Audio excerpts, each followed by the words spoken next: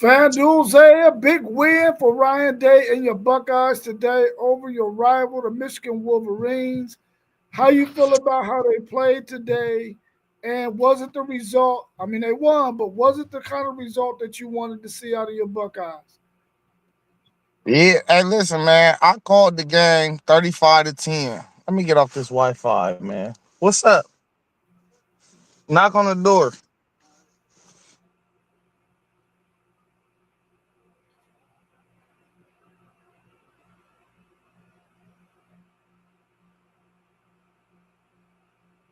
Yeah, I think he's switching over to off of his Wi-Fi so that way he can have a better Yeah, connection. I just switched off the Wi-Fi. Can you hear Uh, me? yeah, I can hear you. Yeah. Oh my god.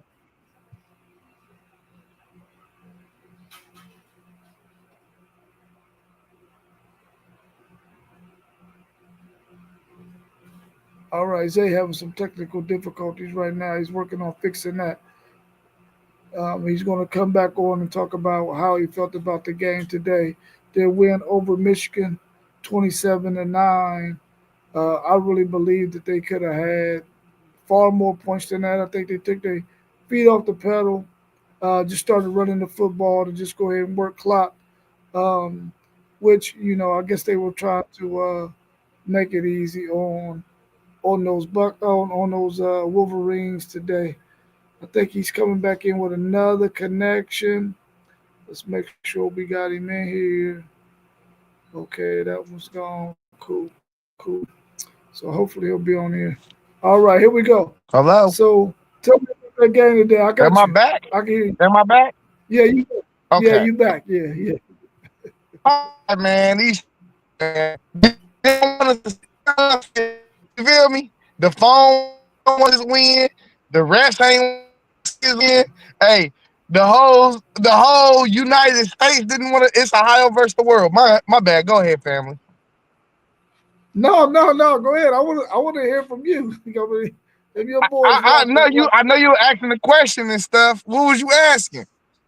Oh, I was asking, did they give you the result that you wanted? I know they won, but did they play the way you expected them to play? Did they beat Michigan the way you wanted them to beat Michigan? Hey, so it's never a such thing as a bad win. You know, it's never a such thing. And I get what you asking me. You asking me, did we win the way I wanted us to win? Whether it's 1 point or 50 points, you just want to take a win at this time of the year. But absolutely, I felt like after the first drive, after all the guys settled in, we completely controlled the game. It was like nothing they could do. The defense was suffocating. I thought the coaches they didn't tense up and get nervous after that interception on the first drive. I thought they was still playing aggressive. Um, I thought Bo Jackson he became he planted his roots into becoming a living legend at the Ohio State University. Um, just dudes just showed up all the way around. I thought Julian Sand was super efficient. Even as a young quarterback, let's talk about that part. As a young quarterback, to throw an interception like that on the road when you feeling like the game came out, the momentum was all them. Yeah, they packing in 115,000 in that stadium. It's real easy to fold up and just fold under the pressure. He didn't do that, man. He was on point the whole game. You know, even the throw he threw in the first half to Carnell Tate, it was on point. It was just better defense. You got to give him credit for that. But Bo Jackson just tore him up. He tore him up. Bo Jackson tore. What a name! That's a Hall of Fame name, Lamar Bo Jackson. I think we also seen other things too, like the knock on Ohio State being is we being more finesse than strong. More tough. I think we just showed the world this is a tough team. This is a tough program. We lose to Michigan. Michigan is top 5 toughest programs year in and year out, and we just outbeat them in a game that they in a style of game that is more cool to say that they play than how we play football. So I just feel like when I'm looking around the country right now, man, that team look dangerous. Hey, it ain't because we beat a team that okay, we understand the offense might be lacking, or uh, it's about the style of football we just played and went into that environment to play it in, and the fact that everybody think we ain't never had no adversity, but we just made another good team look very mid. We just made another very good team look mid, and that's the key point. That's a good football team, regardless if you want to talk about that offense, because that same team is the same team that you're gonna get out of like a Oklahoma in the playoffs. That is the same team. It's the same team. It's just a little different. But they lost on the road to Oklahoma. But who knows how the results would have been if Oklahoma would have came to the big house? You know, who knows? We don't know. But I'm just showing you a little key point. That's the same type of football team. That's it. We know they can't throw the ball. We understand they got to run a quarterback. We understand they want to run the ball. We understand they're going to play great defense. And we just won convincingly. That shows me that this team can win in multiple different facets. Even with the adversity at the beginning of the game, it looked like it was about to be the same old song. And it wasn't. Did you expect them to take Marsh out the game like that? Zero You know, catches, yards. You know, we was talking about this earlier this morning, uh, and I said I was like, "Bro, load the box." I feel very comfortable with my corners with their receivers. I feel very comfortable. Now, did I expect Marsh to have the type of game he had? No, I thought he would get like 80 reception yards or something. Probably catch 4 or 5 passes. I thought he'll probably be in the game plan a little more too. You gotta give him a reverse or something. Like see if he can get loose or something. They didn't even do that. So it, it was probably bad coaching on that part. Like you got to try to get your best guys involved in the game like this. And I didn't feel like they went out their way to get him involved. So I mean, I'm gonna give credit to my defense though, because one thing I seen that makes the whole country should be on notice is yeah, they gashed us for some running plays. They did. They gashed us. But it wasn't like they was just gashing us and just beating us on scrimmage. They gashed us when they gashed us in the running game. You seen their running backs was patient. They let some blocks develop. It wasn't just like, oh, it was just open. No, they really I gotta give them credit to running backs. They really had patience, bro. It was like, oh, Jordan Marshall will get the ball. Like the first play. Jordan Marshall got the ball. He sat and waited behind the line with choppy feet and he let the hole open up. You know what I mean? That type of stuff, you can't it's hard to teach that type of stuff. That's vision. So I gotta give them credit too because they was fighting. They was out there fighting. They didn't hold nothing back. They gave their best effort, and that's a good football team.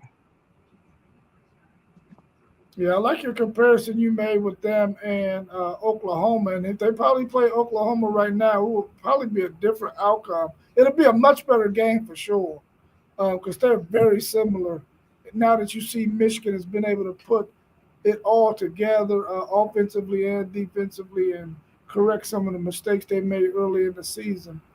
I would have liked to have Hey, seen them Rob, play I football don't this know who will win the game between them two on a neutral site. Like year. home field advantage plays a key part in a lot of different things. You got a 12 man technically, you know what I'm saying? That Yeah, that that give your team juice. I don't know who will win that game. Michigan went on the road. I don't know if Oklahoma would have went on the road to the big house and won that game. You know what I'm saying? right. I don't. So like you gotta. but as a great football team, this is what separates great from good too. You got to know how to win on the road through the regular season. You got to do that. We wouldn't be having this same conversation, like talking about is Texas in or not if Texas would have won in the swamp. That's a hard road environment to win in, though. You know what I'm saying?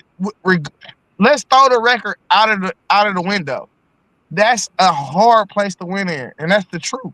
You know what I mean? So, regardless of how bad the football team is, you think they want to let a team that's not a notorious SEC team come in and beat them in their home? No, they want to show you what it is like to play here. You know, they want to steal recruits from there too. So, it's listen, y'all. We've all said it. It's hard to win on the road. It is hard. So to have a 27-9 victory over a team that had your number, and like it wasn't even like they had stuff going for real. Like, okay, you got they had some big runs. Like, we gotta talk about the 8.5 yards they was averaging per carry in the first quarter. It was off of big runs. It wasn't because they were just getting 10, 12, and then 4, and then 3. No, they had like some 40-yard poppers in there. So, nah, it just going on the road is hard in college football, and that's a good football team. And who did they lose to? Now that makes Michigan have lost to Oklahoma, who's a college football playoff team right now, Ohio State, the number one team in the country, and USC, who was fighting for a chance to be in the playoffs. That's a good football team. They beat everybody they were supposed to beat, and then they had a swing game here or there. If they would have won their swing game, they'd be in right now. That's how you know it's a good football team. Yeah, yeah, I agree with you. I would have thought that their offensive coordinator would have tried to throw the ball maybe a little bit more to keep Ohio State from just go ahead and stuffing their run later on after they got those couple of big runs. But I mean, I guess they didn't have no confidence in Underwood to make those throws, and maybe. But I mean, Julius Samuels throw the ball all around the field. You know what I'm saying? So why wouldn't you give your quarterback that same opportunity? Not that it would have worked, but at least give him a shot at it, man. Because when you look at it now, it was the same way against Oklahoma. He wasn't throwing the ball, and he wasn't really throwing the ball until he was forced to. In this game, I think they should have had more in their offensive game plan to try to throw the ball a little bit more in this Yeah. game. He probably wouldn't have worked. You can't let Marsh go over, man. No Let me catches, ask you this no question ball. though. Let me ask you this question because I was real mad at my first drive, offensively. It was encouraging, but I was mad. I thought I was like, all right, boom, first play, they take a shot, you know, take a shot. But me, I'm in the mindset of like, why do you switch up your offense just because you're in an intense game, quote unquote? Like, why are you not sticking to the script that you already created? Because once they start handing the ball off, we seen Bo was ready. So you got a freshman quarterback that's a redshirt freshman, mind you, but a true freshman running back. And we heard all the noise about Jeremiah Smith saying he will never lose another game to Ohio to Michigan while he there. And then we heard the noise about whether or not Carnell Tate will play. And this is his first game back. Why would you not stay the script? We haven't played that type of football all year to where we came out super aggressive. It's always been conservative, establish the run, then get aggressive. It's more or less like we are a play action team. I'm not a fan of teams coming out here and changing the script on their players on the stuff that you've been working to be good at all year. This is what you've been working to be at. Hey, listen, Ohio State has not been able to run the football all like not all year for the first 4 or 5 games of the year. This is why I was saying on stream. I see teams around the country that have not been getting better and better at what they supposed to get better at. You got 2 first round wide receivers on the outside. You don't need to work on the passing game as bad as the running game look. So run the ball and figure it out. We was in 12 personnel a lot early in the year. We stopped doing 12 personnel like week 4, not like week 5 or 6. We stopped doing 12 personnel because the tight ends wasn't picking up who they were supposed to block. Mhm. Now you see the run game done popped. Why did it pop today? Because we worked on it for 5 weeks in a row, 6 weeks in a row. We worked on it, even when we didn't have to work on it, and we could have been padding people's stats. We worked on it. Yeah, I agree with you because y'all could have been padding people's stats. Because when I look at, well, Tate was out for several games though, but I think they could have had a lot more stats, him and Jeremiah Smith, if they wanted to, in some of the games Hey, that they played. And today too. so what's funny is we it's all Ohio State fans watching the game with me. I didn't have not one Michigan person that I could beat down and make them jump off a bridge. That's what I want to make you do. I want to make you jump off a bridge. So the whole time we talking, the young bulls, the young bull, we got some of the young bulls in the house. You feel me? They like Jeremiah Smith, Jeremiah Smith. I'm like, I don't know who better. I really don't. They in the same room at the same time. When it comes to the NFL, then I can have a better judgment because Cardinal Tate was reeled back like a fish. He was on pace to win the Bolitikoff Award. And his numbers is still comparable to Jeremiah Smith's, even though he sat out for 3 or 4 games. So Yeah, I don't know, man. I don't know. Ayo, Brev. Ayo. I had to put it in there for you, man. It's cool. I What, just what, seen it. It's cool. yeah. What do you think about Ohio State taking their foot off the gas maybe in the fourth quarter? So, um, I get it. I understand it. Me, I'm watching the TV and I'm like, no, run it up, no, run up the score. But we gotta understand though, to run up the score for real, you gotta have them two guys that been having injury problems out there too. And on top of that, if it's 10 minutes left in a playoff game and you up 10 points, what is your goal? It's to kill the clock. So Yeah. all this is constructive learning and learning how to deal with situations to go win a national championship. So I cannot even be mad. Like, because I'm like, run it up. But I get the bigger picture too, though. The bigger picture is just to go win a natty for real, honestly. But like I said, I'm one of them psycho fans. I don't want to lose to Michigan. Anybody else. I don't want to lose to Michigan. Like if I can get a natty and beat Michigan and lose 2 games, that's heaven. That's still heaven for me. I I feel some type of way anytime I lose to Michigan. So I'm just not used to it though. It's like it's not been a part of my lifetime. Like I done lost a third of the games. A third is 7 games for me. I've only lost 7 games since I've been alive to Michigan. I'm 31 years old. Like I don't like losing to them. So when people ask, "Oh, would you fire Ryan Day over losing to Michigan, even if he won a championship?" Yes, hell yeah. Get him out of here. I'm used to Jim Tressel going 10-1, and I'm used to Urban Meyer going 7-0. I don't know coaches like him. So this is a foot in the right direction, though. He done brought himself more breathing room. I wouldn't even be mad at him if he lost next year, or let's say, you know what I'm saying? But then again, I would be under the circumstances because you got a returning quarterback, you got a returning first round draft pick at receiver, then you got the number 1 receiver in Chris Henry coming in, and then you're gonna return a freshman running back. So yeah, I probably would be upset next year if you lost. It's the circumstances for me. Like, show me what we got and tell me why we lost, and then I can be like, all right. You know what I mean? Like it shouldn't just be like any regular year, like when we got stacked talent and we just losing to them. No, it should not be that. We should not be losing these dudes. You know, so that's where I'm at with it, man. But like I said, I'm gonna reiterate this.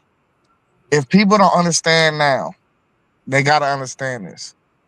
That team, yeah, you can say their offense is not good and they this and they ain't they you could talk about their transgressions and their bad parts of that football team. That's a good football team. And to beat them in their house in the biggest stadium in the country is not no small feat. I'm telling you, the world should be on notice. Yeah, I agree with you on that, man. Because when you really look at that Michigan team, the things that they want to do, they do really, really well. And the fact that Ohio State had the talent that they had defensively sort of negated them to be able to do what they really wanted to do. So that's hats off to Ohio State's defense because Michigan is really efficient at doing the things that they like to do to win games. And after they got a couple of runs off, Ohio State really put that thing to bed, man. That Arvell Reese kid, yeah, man, he the truth. He the He the truth. number one pick. Y'all need to draft him. He need to go to Tennessee. We need some help on that defense for sure. Hey, it's receivers and all that later. That's he a game changer, bro. That first half Oh he yeah, had was out of this world. Hey, he was making plays left and right. He made so many plays. I bet you don't even understand how many plays he made. You know what I'm saying? That's how many plays he made. He made a couple plays every quarter. And as a game changer, no, look, like, we just talking about a game changer. So the difference between him and Caleb Downs, and I think Caleb Downs is actually the best college football player on the defensive side of the ball in the country. But the difference is Downs is sometimes it's quiet. He might take away something that you didn't even realize he took away. But Arvell, he make plays, and when he make them, you notice it. You just notice it. It just jump off the screen. You be like, oh my God, that's Arvell. You know? And he made multiple plays. It was like 6 plays, 7 plays that was just like he looked like a first round. He looked like a first pick type of dude. Like that's what he looked like. And he could be Micah Parsons or he could be the 3-4 linebacker. It just depends. It don't even matter who drafting number one. It's just like, can you fit him into the system? He's 6'4", 243 pounds. Like he's one of them dudes. yeah. I like Styles today too, man. I thought he was plugging those holes after they went ahead and made the adjustments they need to make. That dude can bang, man. He can bang. Man, listen.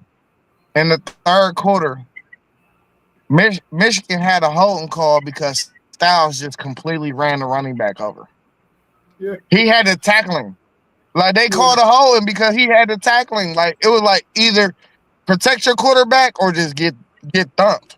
And that's what happened. But like even little baby brother though, little baby brother be all over the field too, man. They don't think he an NFL guy. He might not be. I mean, he got a chance to be an NFL guy. He could be. I think his best position probably be safety in the NFL. Sitting back and just letting your instincts override because as in the coverage, he good in coverage, but he good in coverage on the college level. I think now you dealing with the top of the line. I think if he go to the NFL, he need to probably be at safety. But Styles, the older Styles Junior, he the older brother. He's all over the field. This only his second year playing defensive back. He was a wide receiver at Notre Dame. So these guys can go, man, and they looked hungry today. Like that's what I wanted to see. That's the main key, the hunger. Like man, I seen dudes like control. It's called control anger. Like that penalty, the Michigan dude, the defensive end had when he head butted the ref, bro. You supposed to be mean and nasty, but can you control it though? It got to be controlled chaos, and that's the difference between good and great teams. You got to control. You just got to control your your most intrusive thoughts on that field, man. And we seen costly penalties. But one thing that did give me a little trepidation is we've been struggling in the red zone. Hello, am I here? Yeah, I'm here. Yeah, I can hear you. We've been struggling in the red zone all year. They stuffed us 5 times in a row on the goal line. 5 times. Hey, Yeah, this ain't no funny business. This is real talk. Can you hear me? yeah, I can hear you. It look like I'm froze on the camera. That's why I keep on asking you. They stuffed us 5 times in a row though, on the goal line. That's you got to fix that somewhere between now and the playoffs. You got to fix that. If it happened in the Big Ten championship again, okay, we understand it. But we understood though something too today. Ryan Day been rolling with the guys that he thought performed this year, and this is the first time I seen it because we don't play true freshmen at any position in the country or at any position any year. We don't do it. We don't play true freshmen. He rolled with Bo. Bo had 20 plus touches. Hey, Yeah. he went away from Isaiah West though. He went with Donaldson today, and Isaiah West is a better short down back than him. So I don't know. We're gonna continue to see how this stuff develop. We still got bowl week practice, and we still got the Big Ten championship now, and we got to face Indiana, which is a definitely a formidable opponent. And shout out to them too for closing out the regular season undefeated. The only two undefeated teams coming out of the regular season from the Big Ten. I don't know if y'all gonna take that as a slight or respect. You know what I mean? Y'all might be like, oh, who do the Big Ten play? But going undefeated it ain't no slight thing if in any conference. Going undefeated, you just wake up and it might not be your day. Like these Right. dudes is both undefeated. So shout out to Indiana too. Post game shouted them out in the chat yesterday. Shout out to Indiana for going undefeated though. Mad respect for them going undefeated, man. Carsonetti got something going on over there, man. But I definitely think them are the two best teams in the country, though. So like we're gonna see how this Oregon Washington game finish out. It look like Washington trying to fight them tough, um, but it's some smoke around the country though, and I'm loving it. Oh yeah, for sure. Well, I'm glad you was able to jump on, man, and talk a little bit about that game. A big one again next week for Ohio State and Indiana. A really good contest for both teams, so they can really gauge where they at in terms of going into this college football playoffs. I'm looking forward to seeing that game next week. Hopefully, we'll be back tomorrow morning at 9 a.m. Hopefully, you can make it tomorrow. I'll be there. All right, cool. If you decide to go on again later on, let me know. All right. All right, cool. Peace, bro. Have a good Hey, one. we was in the building. Now we out like T1 say. Now we out. All right, bro. Love you, fam. There we